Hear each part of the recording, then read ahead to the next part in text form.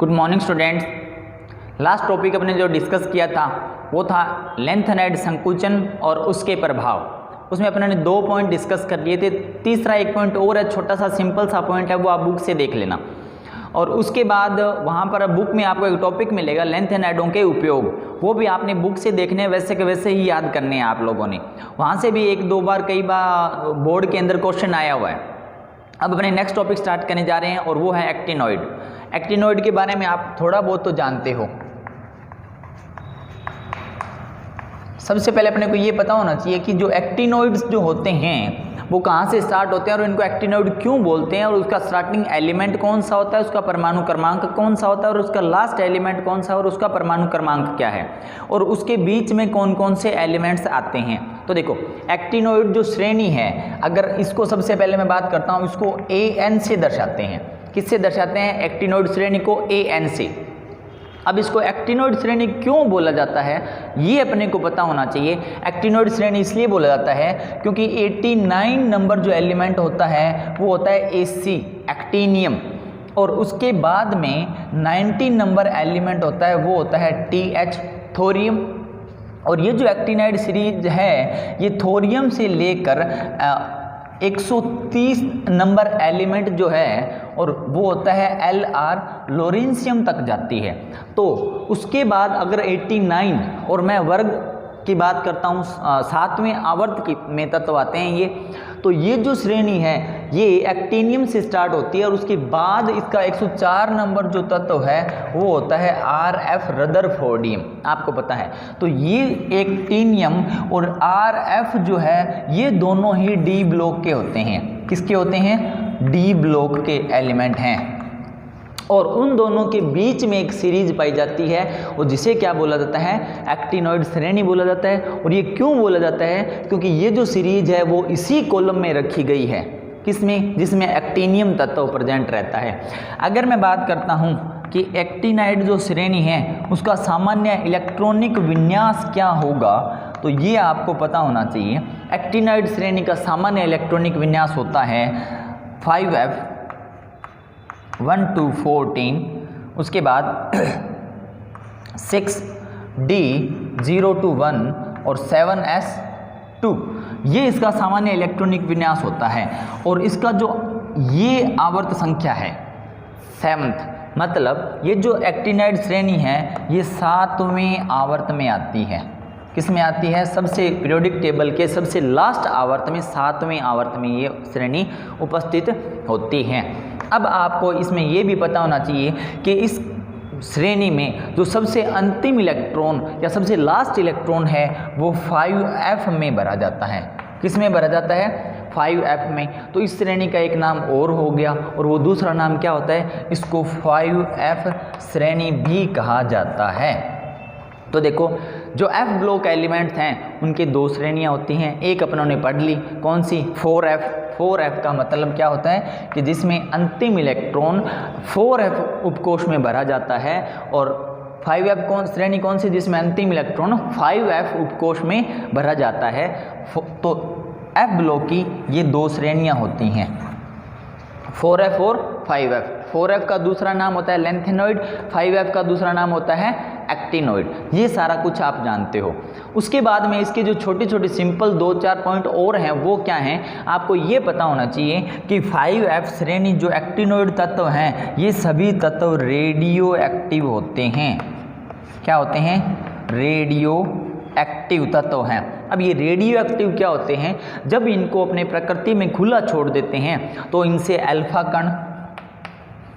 कण या बीटा कण या गामा किरणें निकलती रहती हैं। तो ये आपको ये ध्यान रखना चाहिए कि अल्फा और बीटा तो होते हैं कण और गामा होती है किरण।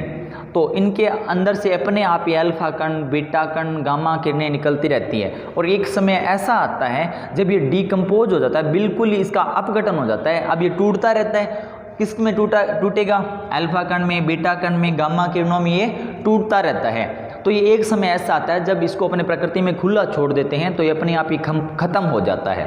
उसके बाद देखो नेक्स्ट बात करते हैं अपने, एक तत्व होता है यूरेनियम और उसका परमाणु क्रमांक होता है 92। यूरेनियम का परमाणु क्रमांक कितना होता है 92। तो 92 से बाद जितने भी एलिमेंट आए हैं वो सभी मानव निर्मित हैं। क्या है वो? मानव निर्मित। मानव निर्मित का मतलब ये है कि उनका संश्लेषण किया गया है, और संश्लेषण कहाँ पर किया गया है? लैब में उनको सिंथेसिस किया गया है, उनको बनाया गया है। तो यूरेनियम के बाद आने वाले तत्व जो हैं वो ध्यान रखना, वो अस्थायी तत्व हैं और वो प्रकृति में नहीं मिलते। मैंने एक शब्द यूज किया है अस्थायी। कौन सा शब्द यूज किया है? अस्थायी। तो यूरेनियम के बाद जितने भी तत्व आते हैं वो सभी अस्थायी होते हैं और वो प्रकृति में नहीं मिलते। वो कहाँ पे बनाए जाते हैं? मानव निर्मित हैं, और कहाँ पे? लैब में सिंथेसिस किए जाते हैं उनको। तो ये जो तत्व हैं कौन से? यूरेनियम के बाद आने वाले, मतलब 93 के बाद जितने भी तत्व आते हैं उनका एक नाम और होता है, उनको बोलते हैं परा यूरेनियम तत्व। क्या बोलते हैं? परा यूरेनियम तत्व इनको बोला जाता है। तो अब इनका एक नाम और भी होता है, देखो इनको एक नाम और है, और वो है अति भारी तत्व। या तो इनको परा यूरेनियम तत्व बोला जाएगा, और या इसका एक नाम और होता है क्या? अति भारी तत्व। अब ये क्यों कहा जाता है? क्योंकि यूरेनियम के बाद वाले जितने भी तत्व हैं उनमें से बहुत से तत्वों का निर्माण यूरेनियम से ही हुआ है। तो देखो अगर मैं यूरेनियम को लिखता हूँ 92 यूरेनियम 235, ये परमाणु क्रमांक है, ये तत्व है, और ये इसका परमाणु भार या द्रव्यमान संख्या है। तो इनकी द्रव्यमान संख्या जो है ना वो बहुत ज़्यादा होती है, मतलब इसका जो परमाणु भार होता है वो बहुत ज़्यादा होता है। तो इसको क्या बोला जाता है? अति भारी तत्व होते हैं। कौन से? यूरेनियम के बाद जितने भी तत्व आते हैं वो सारे बहुत ही भारी तत्व हैं, इसलिए इनको अति भारी तत्व बोला जाता है। इनको परा यूरेनियम भी बोला जाता है। क्यों बोला जाता है? क्योंकि इनका जो निर्माण है कौन से 93 से लेकर 93 से लेकर आगे जितने भी तत्व हैं 103 तक, उन सभी का निर्माण किससे हुआ है? मानव निर्मित है वो। मानव निर्मित का मतलब प्रकृति में नहीं मिलते, लैब में सिंथेसिस किए जाते हैं।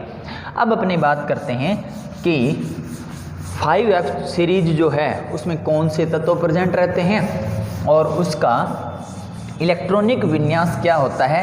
इस 5S सीरीज में आपने और कुछ भी नहीं पढ़ना, अपने सिलेबस में बस इतना ही है कि 5F सीरीज के तत्वों के नाम और उनका इलेक्ट्रॉनिक विन्यास।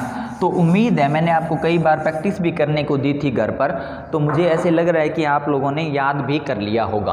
तो जैसे आपने लैंथेनाइड सीरीज जो पढ़ी थी, लैंथेनाइड सीरीज 8 से स्टार्ट होकर 71 तक जाती है, सीरियम से लेकर ल्यूटीशियम तक जाती है। तो उस लैंथेनाइड सीरीज में आपने लैंथेनम को भी उसके साथ ही पढ़ा था, क्योंकि लैंथेनम एक अपवाद वाला तत्व है और वो डी ब्लॉक में भी पढ़ा जाता है और कहाँ पढ़ा जाता है? एफ ब्लॉक में भी उसको डिस्कस किया जाता है। तो उसी प्रकार अपने यहाँ पर क्या करेंगे, एक्टिनॉइड सीरीज में अपने एक्टिनियम जो तत्व है 89 नंबर का एलिमेंट होता है उसको भी साथ में पढ़ेंगे। और एक्टिनियम जो है वो होता तो डी ब्लॉक का है, परंतु इसको भी अपने यहाँ पर पढ़ेंगे। और कहाँ पे पढ़ेंगे? अपने इसको डी ब्लॉक में और एफ ब्लॉक दोनों में इसको डिस्कस किया जाता है। अब देखो वापस बात करते हैं, अपने परमाणु क्रमांक लिख लेते हैं 89, उसके बाद कंटिन्यू चलते हैं 90, 91, 2, 3, 4, 5, 96, 97, 98, 99, 100, 101, 102, 103, इतने सारे तत्व अपने पढ़ने और इनके अपने क्या देखेंगे? अपने देखेंगे इनका इलेक्ट्रॉनिक विन्यास। तो 89 होता है एक्टिनियम था Pa, दोबारा से लिखते हैं इसको, थापा U NP PU कम बक सफ अस फम मड नो LR, ये इतने सारे तत्व होते हैं। एक्टिनियम, थोरियम, Pa क्या होता है? Plutonium, uranium, neptunium, Pa promethium होता है, Pa प्रोमीथियम, और एक मिनट दोबारा से रिपीट करते हैं, actinium, thorium, Pa protactinium, uranium, neptunium, plutonium, और Am होता है, आपको पता होना चाहिए, अमेरिशियम, फिर आगे Cm क्यूरियम, फिर आगे Bk berkelium, Cf californium, einsteinium, fermium, mendelevium, nobelium और लॉरेंशियम। ये इन तत्वों के नाम हैं, थोड़े से अटपटे से नाम है पर आपको याद होने चाहिए। अब देखो 89 नंबर जो एलिमेंट है, आपको ये पता है कि एक्टीनियम जो होता है वो डी ब्लॉक का है। कौन से ब्लॉक का है वो? डी ब्लॉक का। तो देखो 89 डी ब्लॉक का, और आपको ये भी पता है कि ये है कौन सी सीरीज का? 6D का। तो अगर मैं इसका इलेक्ट्रॉनिक विन्यास लिखता हूँ तो इसका इलेक्ट्रॉनिक विन्यास मैं कैसे लिखूंगा? देखो आपको 89 नंबर तक पहुँचना है। 89 नंबर तक पहुँचने के लिए आप क्या करोगे कि उससे पहले जो उत्कृष्ट गैस विन्यास जो होता है वहाँ तक पहुँचोगे आप, Rn, रेडॉन तक। कहाँ तक पहुँचोगे? Rn तक। उसके बाद 5F0 ये साथ में लिखना है, ठीक है, और उसके बाद 6D1 7S2। अब ये जो थोरियम है ना, ये एक बहुत बड़ा अपवाद है, इसको अच्छे से खतरनाक तरीके से अच्छे से रट लेना, क्योंकि ये देखो है तो F ब्लॉक का, परंतु इसका जब अपने इलेक्ट्रॉनिक विन्यास लिखते हैं तो इसका इलेक्ट्रॉनिक विन्यास ये होना चाहिए, 5F1 होना चाहिए, 5F1 6D1 7S2 ये होना चाहिए, परंतु ये नहीं होता, क्योंकि 5S जब D में एक इलेक्ट्रॉन आता है और उसके बाद इलेक्ट्रॉन किस में आने चाहिए? 5F में आने चाहिए, परंतु ये इलेक्ट्रॉन यहाँ पर नहीं आता। F ब्लॉक का होते हुए भी इसमें 0 रहता है और D में कितने इलेक्ट्रॉन आ जाते हैं? 2 आ जाते हैं। ये एक बहुत ही बड़ा आपकी आवर्त सारणी का ऐसा तत्व है जो बहुत बड़ा अपवाद है। F ब्लॉक का होते हुए भी उसका इलेक्ट्रॉनिक विन्यास जब अपने लिखते हैं तो उसमें इलेक्ट्रॉन D में फिल किए जाते हैं, ठीक है। उसके बाद आप क्या करोगे? Rn। अब यहाँ से आप स्टार्ट करोगे, देखो यहाँ पे 1 होना चाहिए था, हुआ नहीं, ये वाला इलेक्ट्रॉन इधर मूव कर गया। अब क्या होगा कि 5F यहाँ पे 1 अगर आता तो यहाँ पर कितना आता? 2 आता, ठीक है। तो यहाँ पे 2 आएगा नहीं, यहाँ पर आएगा 3, और ये वाला एक इलेक्ट्रॉन वापस इधर चला जाएगा 6D1 7S2। अब आप कंटिन्यू चलने दो, Rn 5F4 6D1 7S2 continue चलने दो, Rn 5F5 6D1 7S2। उसके बाद नेक्स्ट क्या होगा? नेपच्यूनियम का इलेक्ट्रॉनिक विन्यास जब अपने यहाँ तक पहुँच जाते हैं, आगे देखो नेक्स्ट जो है वो कैसे फिल करेंगे। एक बार इसमें थोड़ा सा आपको करेक्शन करना पड़ेगा, वो क्या उन्होंने थोड़ी सी जो काउंटिंग है वो गलत कर दी। देखो क्या गलत किया, वापस आ जाओ, यहाँ पर 1, ठीक है, और यहाँ पर कितना आएगा? यहाँ पर आएगा 2। कितने इलेक्ट्रॉन आएंगे? 2 आएंगे। उसके बाद ये एक इलेक्ट्रॉन तो इधर आ गया, उसके बाद इसका 3, इसका कितना हो जाएगा? नेपच्यूनियम का 4 हो जाएगा। उसके बाद बात करता हूँ मैं Pu, प्लूटोनियम जो होता है उसका इलेक्ट्रॉनिक विन्यास अपने कैसे करेंगे? उसमें 5 आना चाहिए, Rn क्या आना चाहिए? 5F5 आना चाहिए, 6D1 7S2। बट यहाँ पे थोड़ी सी एक आपने चेंज करना है। क्या करना है कि ये इलेक्ट्रॉन इधर मूव करा दो, इधर मूव कराओगे तो इसका कितना हो गया? 0, और इसका कितना हो गया? 6, ठीक है, साफ लिखते हैं, और ये हो गया 6। उसके बाद कंटिन्यू चलने दो, RF5F7 6D0 7S2, और उसके बाद आपको पता है अब यहाँ पे क्या होगा, ये आपको पता है 5F7 6D1 7S2, क्योंकि ये आ गया 5F7।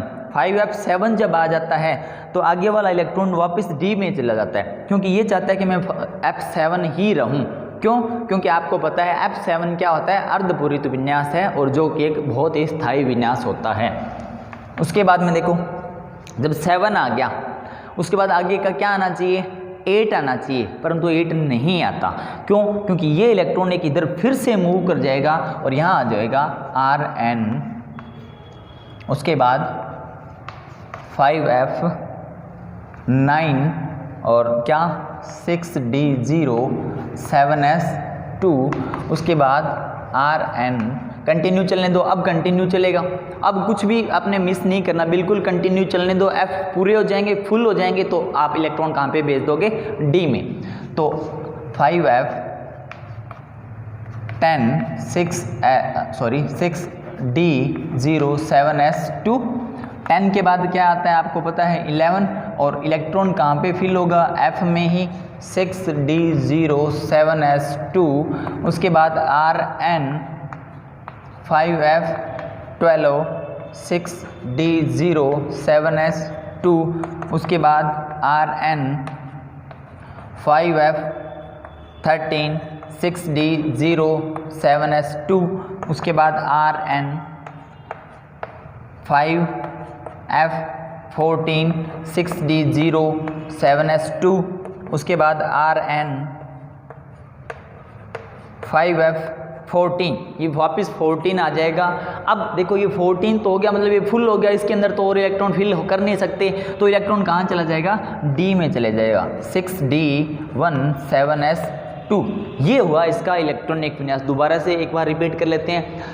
एक्टिनियम जो होता है वो D ब्लॉक का है, तो इलेक्ट्रॉन कहाँ पे फिल करेंगे? इसके अंदर। थोरियम जो है वो क्या पूरी पीरियोडिक टेबल का एक बहुत बड़ा अपवाद है, तो इसमें F ब्लॉक का होते हुए भी इसमें इलेक्ट्रॉन कहाँ चला जाता है? D में। उसके बाद 1 इलेक्ट्रॉन यहाँ पे आना चाहिए और 1 इलेक्ट्रॉन इधर से मूव कर जाता है, ये क्या बन गया फिर? 2।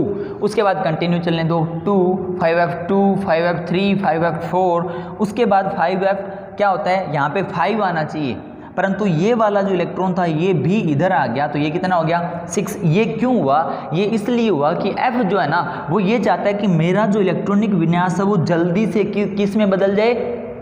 F7 में बदल जाए। तो आपको एक ये याद रखना है, प्लूटोनियम का, अमेरिशियम का और क्यूरियम का, ये 3 इलेक्ट्रॉनिक विन्यास आपको बोर्ड में कहीं न कहीं जरूर पूछे गए हैं पिछले लास्ट ईयर के। अगर आप पेपर चेक करोगे तो इसमें PU, AM और CM, इनके इलेक्ट्रॉनिक विन्यास आपने याद रखने हैं, क्योंकि इसमें अगर आपको ये याद नहीं है और आप कंटिन्यू फिल करते हो, ऑफ वो रूल्स के अकॉर्डिंग फिल करते हो, तो यहाँ पे ये नहीं आ पाता और कुछ चेंज हो जाएगा। अगर आपको अच्छे से याद है तभी ये हो पाएगा, वरना ये ऐसे नहीं होता, थोड़ा चेंज हो जाता है। उसके बाद वापस अपने बात करते हैं, तो 5f7, उसके बाद 5f7 और इलेक्ट्रॉन कहाँ पे जाएगा? 6d1 में, और उसके बाद वापस D में 1 में, और यहाँ पर कितना है?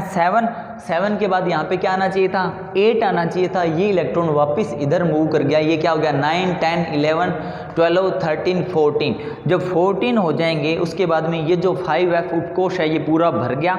अब पूरा भरने के बाद में इलेक्ट्रॉन कहाँ जाएगा? 6d1 में जाएगा। ये आपका टॉपिक और आपका चैप्टर हो गया कंप्लीट। उसके बाद में एक छोटी सी एक कंसेप्ट और बचता है, वो है Ln और An में अंतर। अब आपने लेंथेनाइड और एक्टिनाइड के सारे कंसेप्ट पढ़ लिए, तो ये आप अपने आप कर सकते हो, ठीक है। अगर कुछ परेशानी होती है तो आप मेरे से बात कर लोगे, और आज शायद मैं कोशिश करूंगा कि आपको इस चैप्टर के यहाँ तक के पूरे जो नोट्स हैं, जो PDF है, वो मैं आपको सेंड कर दूं, और इसके नोट्स बना लेना आप अच्छे से। उसके बाद नेक्स्ट जो चैप्टर स्टार्ट करने जाऊंगा वो होगा 11th चैप्टर, और उससे पहले आप एक आधे दिन के अंदर क्या है कि आप जो 11th क्लास का जो 12th चैप्टर था, कौन सा? IUPAC नॉमेनकल्चर वाला, उसको आप अच्छे से पढ़ लीजिए, और उसके नोट्स भी मैं भेज दूंगा डेली के डेली, या एक आधे दिन आगे पीछे होते रहेंगे, क्योंकि मुझे खुद बनाने पड़ते हैं नोट्स, मैं किसी की कॉपी नहीं करता। तो खुद के नोट्स बनाते हैं तो थोड़ा टाइम लग जाता है, हिंदी मीडियम के भी और इंग्लिश मीडियम के भी, ठीक है। तो आपको नोट्स मिल जाएंगे। बाकी जो बुक है और ऑर्गेनिक जो अपने पढ़ते हैं उसमें ज़्यादा नोट्स और बुक में कोई फ़र्क नहीं मिलेगा आपको। हालाँकि थोड़ा सा जो रिएक्शन करने का तरीका होगा या थोड़ा सा जो प्रोसीजर होगा उसको अपने अलग तरीके से करेंगे, अपने तरीके से करेंगे, इजी तरीके से करेंगे। आज के लिए बस इतना ही। ये चैप्टर हो गया कंप्लीट। Thank you.